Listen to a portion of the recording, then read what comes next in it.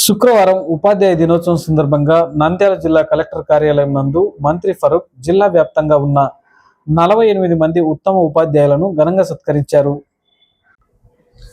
ఉపాధ్యాయులు విద్యార్థులకు విలువలతో కూడిన విద్యను అందించాలని రాష్ట్ర న్యాయ మైనార్టీ సంక్షేమ శాఖ మంత్రి ఎన్ఎండి ఫరూక్ పేర్కొన్నారు.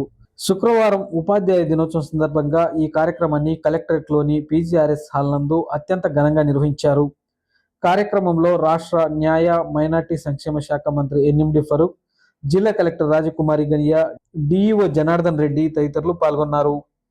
ముందుగా జ్యోతి ప్రజ్వలన చేసి కార్యక్రమాన్ని ప్రారంభించారు. భారతరత్న డాక్టర్ సర్వేపల్లి రాధాకృష్ణన్ జయంతి సందర్భంగా ముఖ్య అతిథులు ఆయన చిత్రపటానికి పూలమాలలు వేసి ఘన నివాళులర్పించారు. ఈ సందర్భంగా రాష్ట్ర న్యాయ మైనార్టీ సంక్షేమ శాఖ మంత్రి ఎన్ఎండి ఫరూక్ మాట్లాడుతూ, ఉపాధ్యాయులు ప్రస్తుతం పెరుగుతున్న టెక్నాలజీకి అనుగుణంగా విద్యార్థులకు నాణ్యమైన విద్యను అందించి వారిని మంచి పౌరులుగా తీర్చిదిద్దాలన్నారు. ప్రభుత్వ పాఠశాలలలో కార్పొరేట్ స్థాయి సౌకర్యాలు కల్పించి విద్యార్థులకు నాణ్యమైన విద్యను అందించేందుకు కూటమి ప్రభుత్వం చిత్తశుద్ధితో కృషి చేస్తుందన్నారు.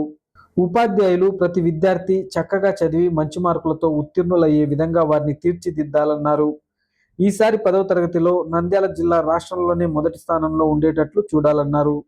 తల్లికి వందనం పథకం ద్వారా ప్రతి తల్లికి ఆర్థిక సహాయం అందించి తద్వారా వారి పిల్లలకు ఆర్థిక సమస్యలు తలెత్తకుండా వారి విద్యాభ్యాసం కొనసాగించేందుకు తల్లులను ప్రోత్సహించడం జరుగుతుందన్నారు.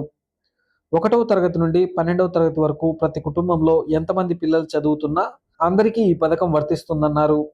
ఈ పథకం ద్వారా ఒక్కొక్కరికి 13,000 రూపాయల చొప్పున మంజూరు చేయడం జరిగిందన్నారు.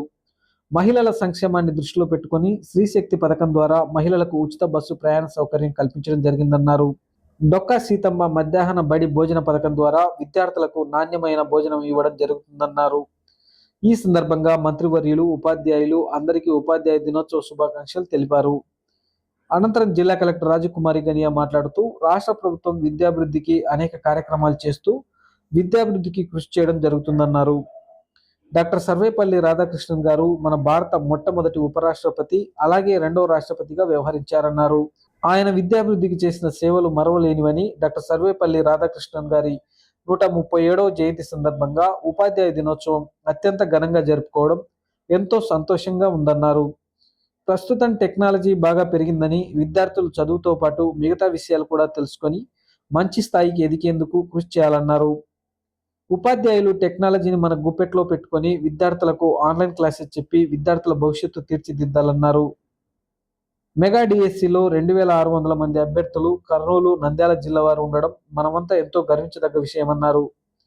ఉపాధ్యాయులు విద్యార్థులకు మంచి విద్యను అందించాలని ప్రభుత్వం అనునిత్యం విద్యాభివృద్ధికి కృషి చేస్తుందని, రాబోయే జనరేషన్కు కొన్ని విలువలతో పాటు డిసిప్లిన్ కూడా పిల్లలకు నేర్పించాలన్నారు. జిల్లా వ్యాప్తంగా 48 మంది ఉత్తమ ఉపాధ్యాయ అవార్డు గ్రహీతలను రాష్ట్ర న్యాయ మైనార్టీ సంక్షేమ శాఖ మంత్రి ఎన్ఎండి ఫరూక్, జిల్లా కలెక్టర్ రాజకుమారి గనియాలు సత్కరించి జ్ఞాపిక ప్రశంసా పత్రాలను అందజేశారు. ఈ సందర్భంగా జిల్లా కలెక్టర్ ఉపాధ్యాయులందరికీ పేరు పేరున ఉపాధ్యాయ దినోత్సవ శుభాకాంక్షలు తెలిపారు. ఈ కార్యక్రమంలో అధికారులు, డిప్యూటీ డిఈఓలు, మండల విద్యాశాఖ అధికారులు, ఉపాధ్యాయ సంఘ నేతలు, ఉపాధ్యాయులు, ప్రజాప్రతినిధులు తదితరులు పాల్గొన్నారు. ఉపాధ్యాయులు అంటే ఒక లైఫ్ని షేప్ చేయడమే కాదు, వీరంతా కూడా నేషన్ బిల్డర్స్ అని ప్రూవ్ చేసి సమాజంలో ఉపాధ్యాయ వృత్తిని అత్యున్నత స్థాయిలో చూపించిన డాక్టర్ సర్వేపల్లి రాధాకృష్ణన్ గారి 100 ట్రిబ్యూట్స్ అందరి సమక్షంలో అందించడం ఎంతో గర్వకారణమని తెలియజేస్తూ, ఇక్కడికి విచ్చేసిన ప్రతి ఒక్కరికి, అలాగే మన జిల్లా రాష్ట్రంలో పనిచేస్తున్న ఉపాధ్యాయులందరికీ కూడా పేరు పేరున ఉపాధ్యాయ దినోత్సవ శుభాకాంక్షలు తెలియజేస్తూ ఉన్నాను. గురు శిష్యుల బంధం అన్నది చాలా పవిత్రమైనది. అంత పవిత్రమైనదని ఎందుకు చెప్తూ ఉన్నాను అంటే, జ్ఞానంతో పాటు ఒక విద్యార్థి యొక్క వ్యక్తిత్వాన్ని, భవిష్యత్తును కూడా తీర్చిదిద్దేది గురువు.